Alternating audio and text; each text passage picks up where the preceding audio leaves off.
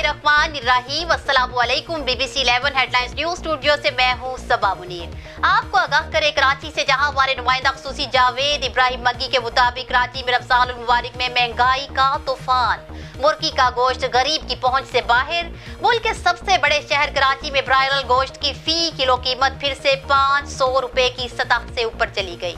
तफसीलात के मुताबिक माह सयाम में आवाम को रिलीफ देने के लिए हुकूमती दावे धरे के धरे रह गए। शहर कराची में एक बार फिर चिकन की कीमतों को पर लग गए। चिकन का गोश्त 500 रुपए फी किलो फरोख्त होने लगा। माह मुबारक में भी कराची के आवाम महंगाई से तंग। चिकन की कीमतें फिर हद से तजावुज कर गईं। बढ़ती कीमतों पर कमिश्नर कराची की खामोशी ने बड़ा सवालिया निशान उठा दिया। चिकन की बढ़ती हुई कीमतों का जिम्मेदार कौन है? दुकानदारों ने साफ हाथ उठा लिए। उनका कहना है कि पीछे से गोश्त महंगा मिलता है, आगे सस्ता कैसे बेचें? दुकानदारों ने हुकूमत सिंध और कमिश्नर कराची से प्राइस लिस्ट पर नजरसानी की अपील की है। न्यूज स्टूडियो से फिल वक्त इतना ही। मज़ीद तफसीलात और अपडेट्स के लिए देखते रहिए BBC 11 हेडलाइंस न्यूज।